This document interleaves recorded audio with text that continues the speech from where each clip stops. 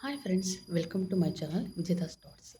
ಯಾವುದೇ ಆಗಲಿ ಯಾವುದೇ ಸಿಚುವೇಶನ್ ಆಗಲಿ ನಾವು ನೋಡೋ ರೀತಿಯಿಂದ ಆ ಸಿಚುವೇಶನ್ ಬೇಸ್ಡ್ ಆಗಿರುತ್ತೆ. ಹೆಂಗಪ್ಪ ಅಂದರೆ ಇವಾಗ ಒಂದು ದಿವಸ ನಮ್ಮ ಮನಸ್ಸಾಯಿತು, ನಮ್ಮ ಬುದ್ಧಿಶಕ್ತಿ ಆಯಿತು. ಇವತ್ತಿನ ಆಗಲಿ ನಾವು ವೀಕ್ ಇದ್ದಾಗ ಅವಾಗ ಒಂದು ಸಿಚುವೇಶನ್ ಬಂದರೆ ಅದು ನಮಗೆ ಏನು ಪ್ರಾಬ್ಲಮ್ ಅಂತ ಅನಿಸುತ್ತೆ. ಅದೇ ಯಾವಾಗ ನಮ್ಮ ಮನಸ್ಸಾಗಲಿ ನಮ್ಮ ಯೋಚನೆ ಶಕ್ತಿ ಆಗಲಿ ಸ್ಥಿರವಾಗಿ ಇದ್ದಾಗ, ಒಂದು ಬ್ಯಾಲೆನ್ಸ್ಡ್ ಆಗಿ ಇದ್ದಾಗ, ಅವಾಗ ಅದೇ ಸಿಚುವೇಶನ್ ಏನಾಗುತ್ತೆ ನಮಗೆ ಚಾಲೆಂಜಿಂಗ್ ಅನಿಸುತ್ತೆ. ಹೌದು, ಇದು ಚಾಲೆಂಜಾಗಿ ತೊಗೋಬೋದು ನಾವು ಅಂತ. ಆವಾಗ ಅದೇ ಮನಸ್ಸಾಗಲಿ ನಮ್ಮ ಬುದ್ಧಿಶಕ್ತಿ ಆಗಲಿ ಯಾವಾಗೇನ ಸ್ಟ್ರಾಂಗ್ ಆಗಿದ್ದಾಗ, ಸ್ಟೇಬಲ್ ಆಗಿ ಇದ್ದಾಗ, ಅವಾಗ ಏನನ್ಸುತ್ತೆ ನಮ್ಮದು ಅದೇ ಸಿಚುವೇಶನ್ಸ್ನ ನಾವು ಆಪರ್ಚುನಿಟಿಯಾಗಿ ಕಾಣಿಸುತ್ತೆ ನಮಗೆ.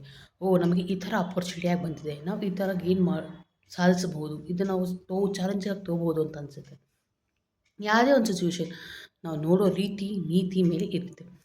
ಇವಾಗ ಸಪೋಸ್ ಒಂದು ಡಿಫಿಕಲ್ಟ್ ಸಿಚುವೇಶನ್ ಬಂದಿದೆ ಅನ್ಕೋ, ನಾವು ಅದನ್ನ ಆಕ್ಸೆಪ್ಟ್ ಮಾಡಿದರೆ ಫಸ್ಟ್ ನಾವು ಅದನ್ನ ಪ್ರಾಬ್ಲಮೆಟಿಕ್ ಅಂತ ತೊಗೊಳಕ್ಕಿಂತ ಮುಂಚೆ ನಾವು ಅದನ್ನ ಆಕ್ಸೆಪ್ಟ್ ಮಾಡಬೇಕು. ಹೇಗೆ?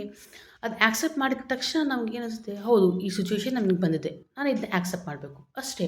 ಅದು ಆಕ್ಸೆಪ್ಟ್ ಮಾಡಿದ ಮೇಲೆ ನೆಕ್ಸ್ಟ್ ನಮ್ಮ ತಲೆ ಏನು ಥಾಟ್ಸ್ ಬರುತ್ತೆ ಅಂತಂದರೆ, ಸರಿ ಓಕೆ, ಇವಾಗ ಇದು ಆಕ್ಸೆಪ್ಟ್ ಸಿಚುವೇಶನ್ ಅಂತ ಬಂದಿದೆ, ನೆಕ್ಸ್ಟ್ ನಾವು ಇದನ್ನು ಹೆಂಗೆ ಸಾಲ್ವ್ ಮಾಡಬೇಕು, ನೆಕ್ಸ್ಟ್ ಸ್ಟೆಪ್ ಏನು ತೊಗೋಬೇಕು ಅಂತ ಬರುತ್ತೆ.